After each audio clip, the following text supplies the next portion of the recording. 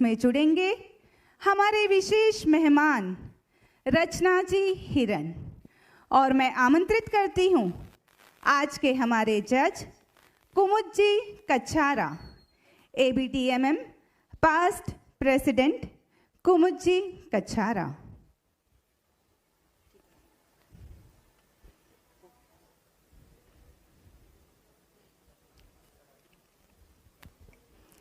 इससे पहले कि इल्जामात और सवालात का सिलसिला शुरू करें, एक नज़र डालते हैं रचना जी के आध्यात्मिक करियर पर। वैसे तो रचना जी पिछले कई वर्षों से तेरापंथ महिला मंडल मुंबई का चर्चित चेहरा रही हैं। पहले मंत्री के रूप में, फिर प्रवक्ता उपासिका बन संघ को सेवा प्रदान करना, और वर्तमान में तेरापंथ महिला मंडल मुंबई प्रेसिडेंट के रूप में आपने और भी कई परीक्षाएं दी हैं और आज आप अपनी पैरवी स्वयं करेंगे। चलिए रचना जी से सवाल पूछे, सफाई मांगे, इल्ज़ाम लगाएं। उससे पहले इजाज़त चाहूँगी हमारे जज से आज की कार्यवाही शुरू करने के लिए। इजाज़त है तो शुरू करते हैं। आज का मुकदमा आपकी अदालत में Terapanth Mahila Mandal Mumbai president, MA Hindi literature topper, enthusiastic, mind blowing, talented personality Rachna ji Hiran, Om Arham की ध्वनि गूंजती रहे। चलिए रचना जी, आज की परिचर्चा में आप पर यह इल्जाम लगाया जाता है कि आपने युग प्रधान के मुंबई पदार्पण के उपलक्ष्य में 11 आगमों के अध्यापन का बीड़ा उठाया। तो ये जनता जनार्दन जानना चाहती है कि इसके पीछे आपकी क्या मंशा थी? जी देखिए सीमा जी, ऐसा कोई गलत उद्देश्य तो था नहीं। मेरा मन में एक चिंतन आया, क्या करे गुरु को अर्पण। तब सोचा उनका उन्हीं को अर्पण, और इसी मंशा से उनके गुरु के हृदय में बसने वाली आगम वाणी को हमने लक्ष्य बनाया और आगम वाणी द्वारा 11 आगमों का अध्ययन करवाया। तो आपको क्या लगता है, आप ये कर पाई हैं? और ऐसा कौन सा आगम है जो आम इंसान के जीवन का स्पर्श करता है? जी, हमने कोशिश तो पूरी की, और जैसा आज आपने देखा कि किस तरह आगमों का अध्ययन करवाया गया, हमने पूरी ईमानदारी से ये कार्य करने का प्रयास किया है। और जब आप बात करते हैं सुख दुख की, तो जिस आगम में सुख दुख का विवेचन किया गया है वो है विपाक सूत्र, विवाक स्वयं, और यह आगम मेरे भी बहुत करीब है। आज आपने देखा होगा जिन परिस्थितियों से व्यक्ति गुजर रहा है, वो हर जीव सुख और दुख से बंधा हुआ है। तो इसी सुख और दुख की मीमांसा है आगम विपाक सूत्र में। आप कह रही हैं कि आपने अपना काम ईमानदारी से किया, लेकिन आप पर तो यह भी इल्जाम लगाया जाता है कि आप तो प्रवक्ता उपासिका हैं, आप तो समझ जाएंगी आगमों को, लेकिन आम इंसान का क्या, जिन्हें बेसिक नॉलेज भी नहीं है। बिल्कुल सही कहा आपने सीमा जी, बहुत सही इल्जाम लगाया हमारे पर। लेकिन देखिए, तेरापंथ महिला मंडल मुंबई में आचार्यों द्वारा गुम्फित और गंधर्वों द्वारा गुम्फित आगमों का सुंदर विवेचन करवाने का भरसक प्रयास किया है, ताकि हम आगमों का रसपान हर एक श्रावक श्राविका को करा सके। और इसमें जो हमारे सहयोगी बने हैं, हमारे सभी विवेचनकर्ता, मैं उन सभी विवेचनकर्ताओं के प्रति आभार व्यक्त करती हूँ जिन्होंने इन आगमों के अध्ययन को सबके लिए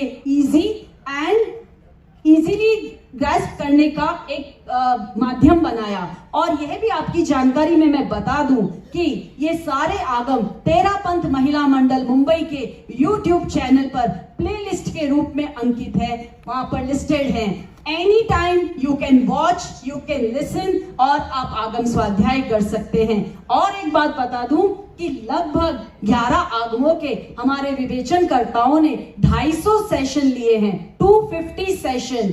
तो हम कह सकते हैं कि हमने ये काम पूरा ईमानदारी से किया है। बाबा रे बाबा, इतना बड़ा भाषण। चलिए, आप कह रहे हैं कि आपने आपका काम ईमानदारी से किया और जनता ने सुना समझा, तो क्या आप मुझे ये बता पाएंगी कि दुख होता है या सुख ज्यादा होता है? क्या कहते हो, सही प्रश्न है ना? दुख होता है या सुख ज्यादा होता है? चलिए रचना जी इसका जवाब दें। इससे पहले मैं जनता जनार्दन से जानना चाहूंगी कि दुख होता है या सुख ज्यादा होता है। जिसका उत्तर दुख में है वे अपना एक हाथ ऊपर करेंगे और जिसका उत्तर सुख में है वे अपने दोनों हाथ ऊपर करेंगे। देखिए, जनता से ऐसे तो कुछ मिश्रित सा जवाब मिल रहा है, आप ही बता दीजिए, दुख होता है या सुख ज्यादा होता है? देखिए सीमा जी, दुख ज्यादा या सुख ज्यादा, ये बहुत ही जटिल प्रश्न है। और अगर आप मेरी दृष्टि में देखें तो दुख जैसी कोई चीज होती ही नहीं है। जब कोई परिस्थिति आती है और व्यक्ति विचलित हो जाता है, वो एक क्षण होता है जब हम दुखी होते हैं, और जैसे ही दुख चला जाता है वो सारा सुख का क्षण होता है। तो सुख कभी आता जाता नहीं है, जो रह जाता है वह सुख है। तो दुख तो केवल मात्र हमारे द्वारा निर्मित है, इसलिए हमें दुखी होना ही नहीं चाहिए।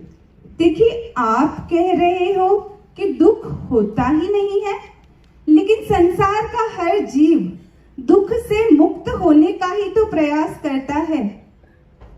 तो दुख नहीं होना, ये चीज समझ में नहीं आती। तो आप मुझे ये बताइए कि भगवान के दुख में और हमारे दुख में क्या अंतर है? देखिए सीमा जी, कि सब जीव मुक्त होना चाहते हैं और दुखों से मुक्त होना चाहते हैं, लेकिन मैं ये कहूंगी कि दुख जैसी प्रिय वस्तु कोई है ही नहीं। क्योंकि आप भगवान महावीर को देखें, आद्य प्रवर्तक आचार्य भिक्षु को देखें, उन्होंने कितने संघर्ष सहे और उन संघर्षों को सह करके ही उन्होंने अपनी लक्षित मंजिल को पाया। तो अगर हमारे जीवन में कोई संघर्ष, कोई दुख की घड़ी आती है, तो उसे हमें ऐसे लेना चाहिए कि ये हमारे को आगे बढ़ाने वाला है। इसलिए दुख जैसी कोई चीज होती ही नहीं है, और दुख का जो मूल कारण है वो है हमारा अज्ञान, और जो गुरु हैं, जो भगवान हैं, उनका ज्ञान। देखिए, मैंने जहां तक सुना है, कहा जाता है धर्म, आगम और विशुद्ध मार्ग जीव को दुख मुक्ति की राह बताते हैं।